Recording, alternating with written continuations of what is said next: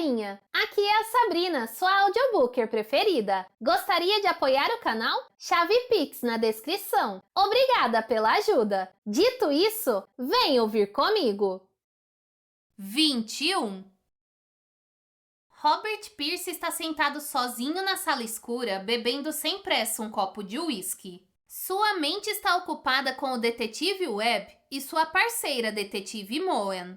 O que será que eles estão pensando? O que descobriram? Não é possível que tenha algo contra ele. Estão apenas tentando obter alguma informação. Eles, sem dúvida, vão investigar seu vizinho Larry Harris, que estava dormindo com Amanda. Robert não entende o que Amanda viu nele, mas ela sempre se sentiu atraída por homens mais velhos. Ah, é claro que ele já sabia disso. Não é burro. E já sabia sobre Larry havia algum tempo. Assim que ele encontrou o celular secreto de Amanda, tratou de acessá-lo. Não foi difícil. Bastou pesquisar no Google como desbloquear Android sem ter a senha. E depois disso tudo ficou bem claro. As ligações de Amanda, suas mensagens de texto, aqueles 2 números secretos. Robert ligou para um deles e um homem atendeu. Assim que ouviu a voz do outro lado, ele a reconheceu, porque no fim das contas, era exatamente quem ele esperava ouvir. Oi, Larry, disse Robert.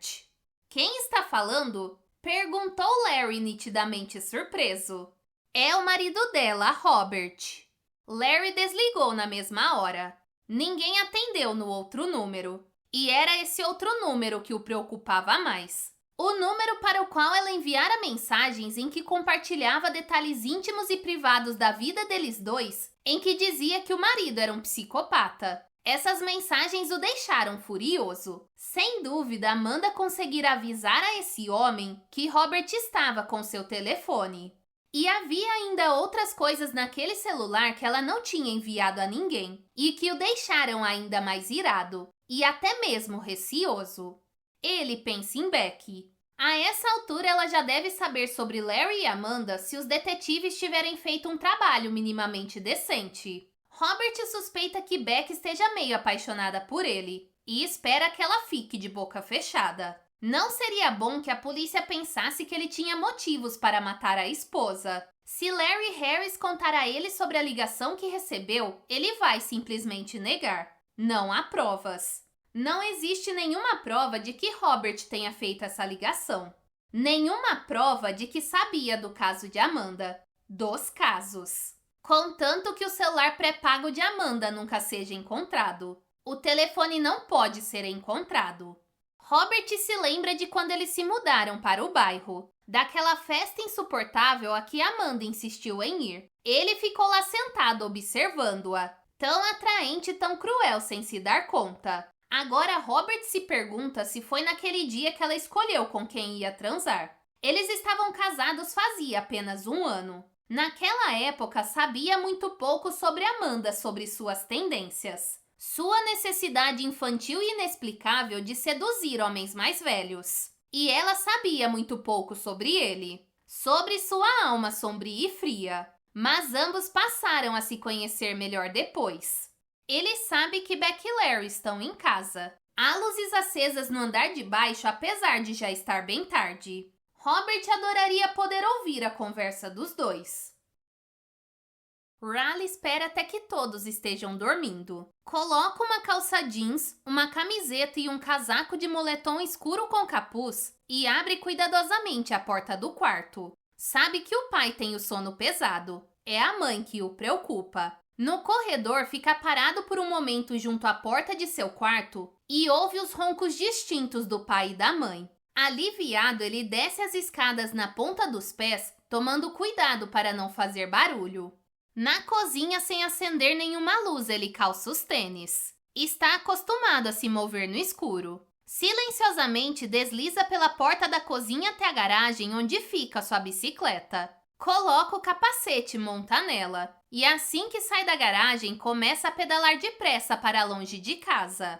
Ele sabe que invadir o computador dos outros não é legal. Começou a fazer isso pelo desafio. Como explicar a sensação a alguém que nunca fez nada parecido? Seus pais não seriam capazes de entender, mas qualquer outro hacker entenderia perfeitamente. É uma sensação maravilhosa. Ao invadir o computador de outra pessoa, ele se sente poderoso, como se tivesse controle sobre alguma coisa. Ele sente que não tem muito controle sobre a própria vida. Riley prometeu aos pais e a si mesmo que iria parar, e pretende mesmo fazer isso. Os riscos são muito grandes. Esta é a última vez. E ele não faria isso se não tivesse certeza de que os donos estão fora. E desta vez está levando um par de luvas de látex no bolso da calça. Ele pegou de uma caixa que sua mãe deixa no armário dos produtos de limpeza. Não vai correr riscos desnecessários nem deixar digitais em lugar nenhum.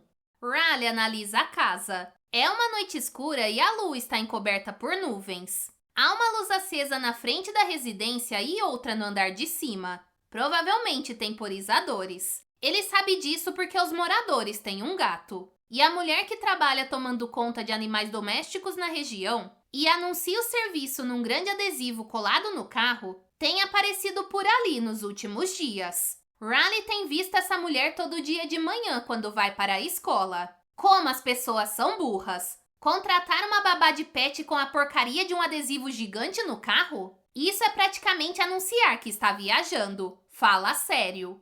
Ele tentou se convencer a mudar de ideia, mas não resistiu. Quer muito entrar numa casa onde não tenha de se preocupar com os donos voltando depois do jantar. Quer relaxar e fazer as coisas com calma. Ir um pouco mais longe, tentar algumas coisas diferentes antes de se aposentar.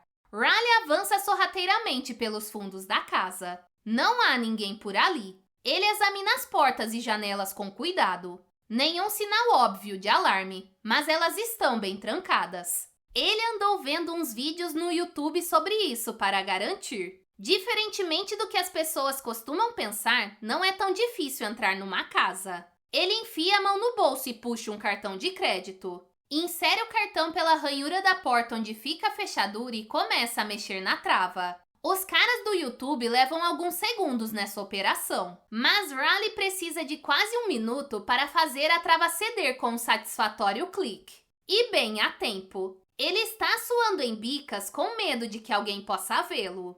Ele desliza para dentro e fecha a porta silenciosamente com o coração batendo forte. Coloca o cartão de volta no bolso, pega o celular e liga a lanterna.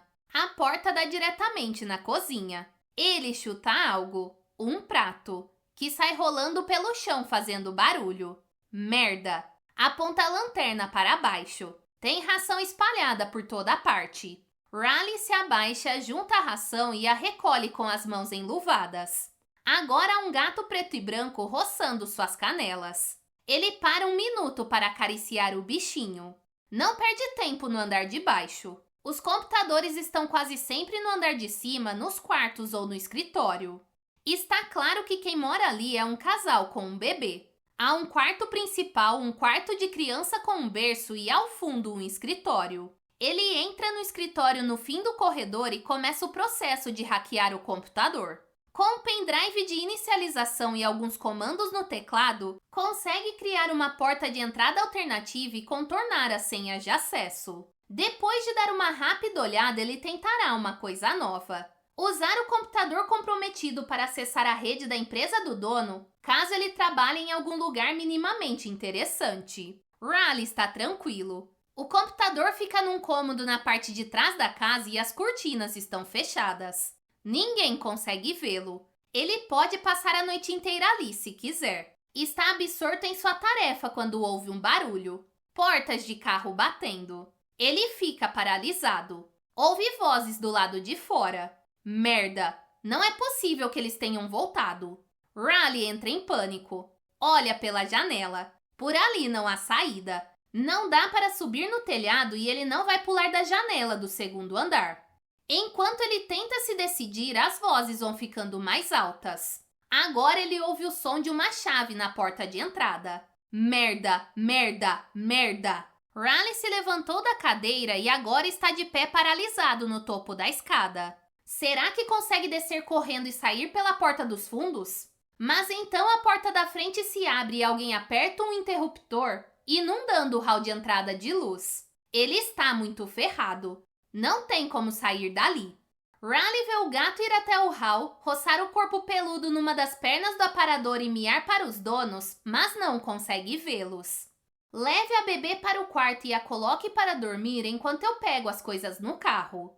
Ele escuta uma voz masculina dizer: eles ainda não fazem ideia de que há um estranho no andar de cima.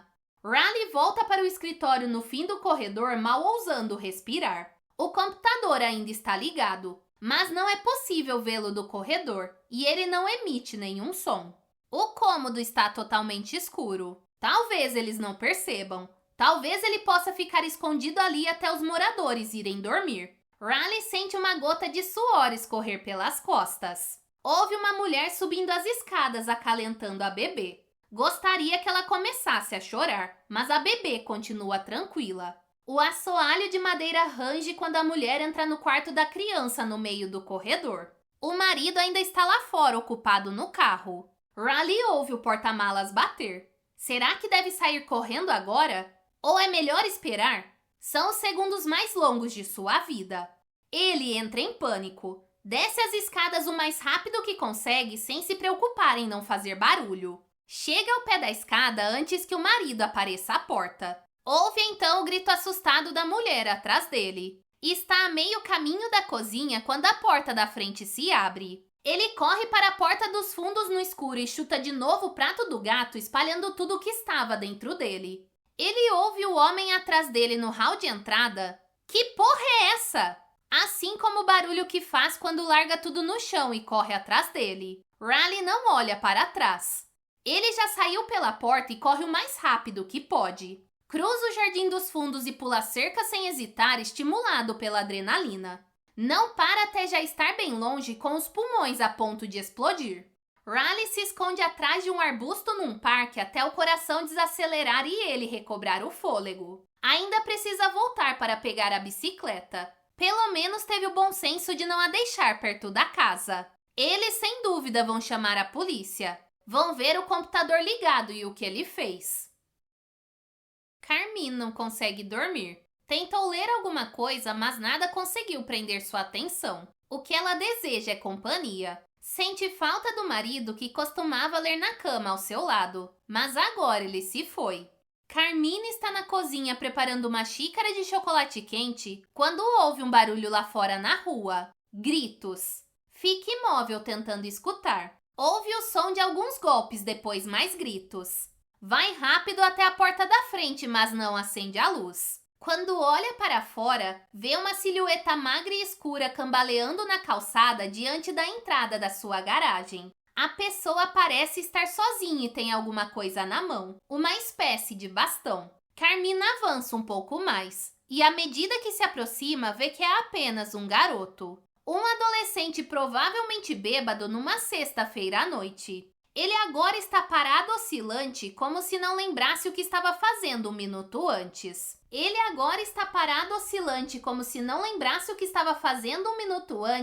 E tem na mão o que parece ser um taco de hóquei quebrado. Carmine supõe que ele estava golpeando sua lata de lixo. Ei! Diz ela indo a passos largos na direção do garoto com seu roupão cor-de-rosa. O rapaz olha para ela parecendo espantado. O que você está fazendo? Pergunta ela irritada. Ela não tem medo dele. É apenas um menino. Carmine agora está bem perto dele e consegue vê-lo claramente. Também consegue sentir o cheiro da bebida. Alguma coisa nele a faz lembrar do próprio filho Luke. O rapaz parece estar tentando se concentrar sem sucesso. Ele não diz nada, mas tampouco se põe a correr. Provavelmente porque se tentasse fazer isso, acabaria caindo de cara no chão. Você não tem idade suficiente para beber, não é? Pergunta ela, seu lado materno falando mais alto. Ele a rechaça com o gesto de quem espanta uma mosca e se afasta pela rua aos tropeções, arrastando o taco de hóquei quebrado. Preocupada, ela o observa cambaleando pela calçada até que ele entra em uma casa mais adiante na rua. Ela vê luzes se acenderem. Pelo menos ele conseguiu ir para casa. Pensa, seus pais podem lidar com isso. Na manhã seguinte, um sábado, Glenda liga para Olivia e a convida para dar uma volta. Quer saber o que aconteceu na noite anterior? Como foi a conversa com Paul? Glenda veste um casaco e calça tênis de caminhada. É um dia bastante frio e seco, mas pelo menos o sol voltou a brilhar depois da chuva melancólica de ontem. Ela fecha a porta ao sair e começa a andar em direção à casa de Olivia. Sua cabeça está cheia. Como seria bom se pudesse resolver os problemas de todo mundo, se pudesse fazer todo esse estresse desaparecer. Ontem à noite, Adam chegou bêbado de novo. Eles já tentaram estipular um horário para que o filho volte para casa, mas o garoto ignorou. Já o deixaram de castigo, mas ele deu um jeito de escapulir. Agora já não sabem mais o que fazer. Talvez a melhor coisa seja deixá-lo fazer o que bem entender. Sugeriu Keith mais cedo. Quando ele se cansar de vomitar toda manhã, vai tomar jeito. Ela olhou furiosa para ele com os braços cruzados. Não foi ele quem ficou acordado a noite toda vigiando Adam para garantir que ele não morresse engasgado no próprio vômito. Keith dormiu muito bem. Nada parece incomodá-lo. É como se ele tivesse um escudo de proteção. Às vezes ela gostaria que o marido fosse capaz de entender tudo que ela faz pela família. Ele não a valoriza. Nunca vai valorizar. É indiferente a tudo. E foi ela quem teve que limpar a sujeira no banheiro. Faça-o limpar. Foi a sugestão inútil de Keith enquanto se servia de uma xícara de café. Ela olhou para Adam gemendo na cama e percebeu que isso não ia acontecer. Então ela mesma limpou. Agora só o que deseja é sair de casa e ficar longe do marido, do filho e do cheiro de vômito e conversar com alguém sensato. Alguém que a compreenda. Ela vê Olivia se aproximar pela calçada e acena. Logo as duas estão lado a lado, seguindo juntas. Vamos ao parque, sugere Glenda. No caminho, conta a amigos detalhes da última de Adam. Enquanto passeiam pela beira da lagoa, diz: desculpe o desabafo, mas então, como foi ontem à noite? Você falou com o Paul?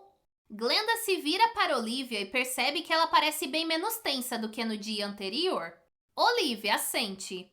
Sim, nós conversamos. Ela solta um grande suspiro e se detém por um momento, olhando para as árvores do outro lado da lagoa. Ele não estava tendo um caso com a Amanda. Ele a pegou fazendo sexo oral no Larry no escritório e deu uma chamada de atenção nela para que Larry não acabasse perdendo o emprego. Meu Deus, diz Glenda. Olivia se vira para ela e dá uma risada. Loucura, né? Glenda balança a cabeça. As pessoas fazem cada coisa. Acho que eu e Paul não temos nada com que nos preocupar. Mas quanto a Becky, eu não gostaria de estar no lugar dela. A expressão de Olivia fica mais séria. Se alguém estava tendo um caso com Amanda, o mais provável era que fosse Larry, não acha? Glenda começa a relaxar. A caminhada ao ar livre, o desabafo que fez e escutar as novidades de Olivia haviam lhe feito bem. Ela não sabe como seria sua vida se não tivesse Olivia. Acho que o casamento deles não vai durar muito tempo, comenta a Glenda. Elas agora estão paradas observando os cisnes. Finalmente pergunta hesitante. Você acha que Larry pode ter matado Amanda? Não, responde Olivia balançando a cabeça. De jeito nenhum. Paul também não acredita nisso. Eu apostaria que foi Robert Pierce.